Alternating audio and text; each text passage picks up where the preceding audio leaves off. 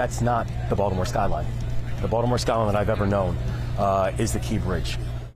An iconic part of the Baltimore skyline missing today. The Francis Scott Key Bridge collapsing, leaving 6 construction workers still missing tonight. Thank you for joining us this afternoon. I'm Mary Bubala. And I'm Kai Jackson. We are going on 48 hours since the collapse occurred, and the search has been now changed to a recovery mission. Today, the NTSB boarded the vessel, the Dolly, hoping to find the recorder, sometimes known as the Voyage Data Recorder or black box, to find out more about what went wrong.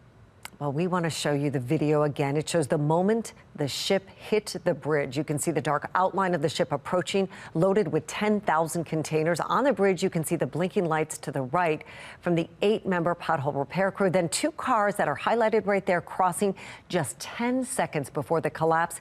We know the ship put out a mayday call before the bridge was hit because it had lost power several times. It knew something was wrong. That allowed crews to stop vehicles from entering the span of 695. Our campaign has tapped into the ambitions, the aspirations, and the dreams of the American people. And we know it is time for a new generation of leadership in America. We don't need a star because we have policy. We have great policy. We have great policy. No, we do have great policy. Look, they have horrible policy. It is finally here. Voters across the nation are choosing the next president of the United States in one of the most historic elections of all time. Good evening, everybody. Thank you for staying with us on this election day. I'm Mary Bubala. And I'm Kai Jackson. From President of the United States to Maryland's open Senate seat and Baltimore City Council President, voters have been heading to the polls all day. Votes that will decide the future of Baltimore, the state of Maryland, and the entire country. In Baltimore City alone, as of this afternoon, more than 57,000 residents had cast their vote, and some said this was their first time voting.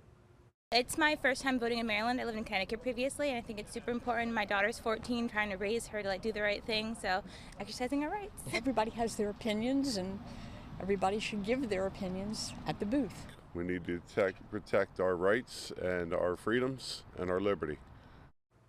A live look now at the Enoch Pratt Free Library in Highlandtown. Polling places across the state stay open until 8 o'clock tonight. So if you have not voted, there is still time to get to your local polling place and make your voice heard. Now here in Maryland, one of the closest watched races is Maryland's open Senate seat. Former Governor Larry Hogan is going head-to-head with Prince George's County Executive Angela Alsobrooks. Democrat and Baltimore County Executive Johnny Olszewski is taking on Republican Kimberly Klacik. When it comes to Baltimore City, the city council will be getting a new president. Councilman Zeke Cohen is taking on Republican Emmanuel Digman. Our team of reporters is following all of these key races across the state. We're bringing you the latest updates live from their campaigns throughout the evening. We also have insight from our live panel of political analysts and community leaders breaking down each of the races for us and the potential impacts. Our team coverage extends to a national level as well, with our team of national correspondents following the presidential race. If Harris wins, she will become the first female president in the 248-year history of our nation. And if Trump wins, he will become the first person with a felony conviction elected to the high office. Well, our extensive coverage begins on a local level with Maryland's open Senate seat. Fox 45's Rebecca Pryor is live at the Hogan camp in Annapolis. But we begin with Mackenzie Frost live at Alsobrooks headquarters in College Park. In Mackenzie, we are told there's a handful of state leaders expected to be at the event tonight. Yeah, Mary Kai, that's right. We're expecting to see Governor Wes Moore, Mayor Brandon Scott. McDonald's employee did something we ask every American to do. If you see something, say something, but most importantly, do something. Fox 45 News continues to follow breaking news this evening. A man from Maryland has been arrested in connection to the murder of United Healthcare CEO Brian Thompson. And this is what we know so far. 26-year-old Luigi Nicholas Mangione was arrested today after being recognized at a McDonald's in Altoona, Pennsylvania. According to officials, the worker at the restaurant saw Mangione, who graduated from Gilman School in 2016, and called local police. He was arrested on firearms charges. Police say the gun and suppressor he was carrying were consistent with a weapon used in the murder. They also recovered clothing and a mask that were seen in the surveillance videos of the shooting. Now, police say Mangione was also carrying multiple fraudulent IDs and a U.S. passport. They were also able to recover a handwritten note that talked about his motivation and his mindset. It does seem that he has some ill will toward corporate America. Law enforcement expert Sergeant Betsy Smith is joining us live this evening now to break all of this down. Thanks so much for being here with us. Thanks for having me. Betsy, how lucky were police that someone saw him, called it in, and would they have been able to track him down without that call? Well, I think there's a real good chance that if the NYPD didn't know who he was, they were very close to that. Fox 45 is on weather alert tonight with a strong storm system bringing heavy rain and strong winds to the region. On our Left Alive look at our Weather Authority radar, the brunt of the system is set to move through later tonight, even bringing flooding to some areas. Thank you for joining us on this soggy day. I'm Mary Bubala. It's soggy indeed, and I'm Kai Jackson. The heaviest rain, by the way, is expected during the evening commute. That could be dangerous for some people out on the roads. And the storm could dump more than 2 inches of rain in some areas, with coastal flood warnings and watches currently in place. Now, Fox 45 has live team coverage tonight, keeping you up to date with all of the current conditions across the region. Let's begin with meteorologist Wyatt Everhart and a look at how this storm system will progress and when we could actually see the worst conditions. We haven't seen them yet. Well, we're getting there, Mary and Kai, no question about that. Just heavy soaking rains continuing now across central Maryland. Jessica, thank you. Yeah, 4-foot storm surge predicted overnight. Well, taking a live look at our traffic cameras across the region, we're seeing a lot of ponding and some slick conditions on the roadways. I know there's a few accidents out there as well. Fox 45's Rebecca Pryor continuing our weather alert team coverage tonight. She joins us live from our Len Stoller mobile track. Rebecca, what are you seeing out there?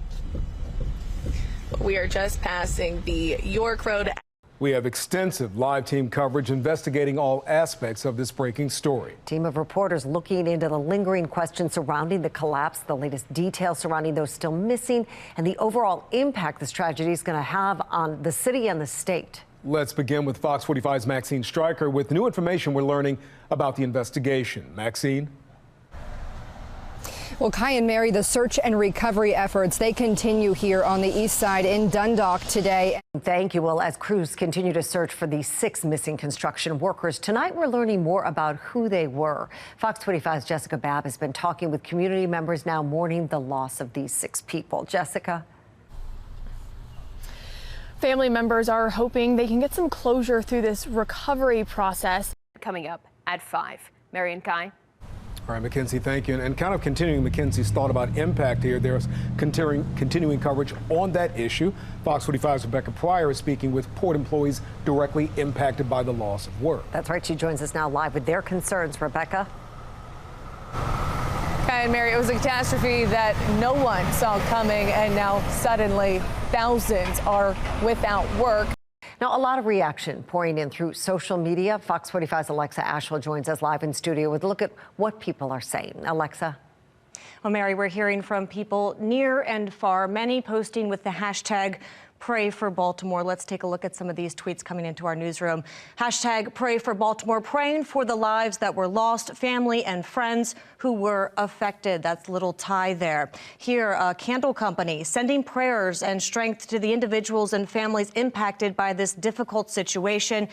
We have live team coverage tonight following this breaking news. Our team is taking a closer look at how this tragedy occurred in the first place, how witnesses are describing this scene, and the overall impact it will have on the entire region. Yeah, let's begin with Maxine Stryker. Maxine joins us live from the eastern side of the bridge in Dundalk. Maxine?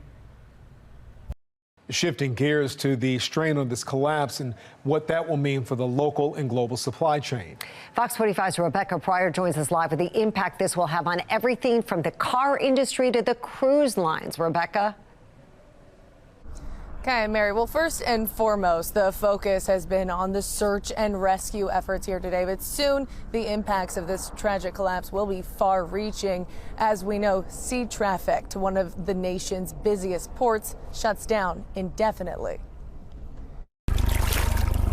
In the wake of devastation, dozens of residents just coming to look and see the damages. The devastation in the Middle East continues as fighting between Israelis and Palestinians gets worse. Thank you for joining us. I'm Kai Jackson. And I'm Mary Bubala. At least 700 people have reportedly been killed in Israel and more than 400 have died in Gaza. It comes after a weekend of bold and deadly attacks on Israel. Dramatic video shows the devastation after Israel officially declared war yesterday, vowing to retaliate against Hamas for a surprise attack on Saturday. Let's take a live look across Maryland this evening, where the first major snowstorm of the year has dumped inches of snow across our state. In fact, Maryland is under a state of emergency as crews work tirelessly to clear the roads. Governor Wes Moore says those crews have been working around the clock since last night, and they'll continue into tomorrow as long as snow is on the ground.